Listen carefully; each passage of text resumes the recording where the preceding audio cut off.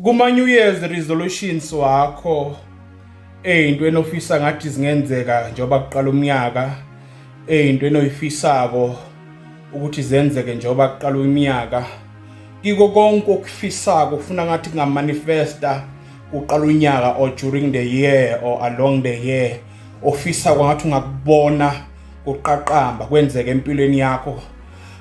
uNkulunkulu ungenaphi? Umfakephi uNkulunkulu? Ngoba uNkulunkulu emahlelweni akho owenza akaveli indawo, ngoba awuthi uma uhlela izinto uhlele noNkulunkulu. Ngoba uma sifunda incwadi lapha ku Proverbs chapter 16 verse 18 lithi we may make our own plans but God has the final word.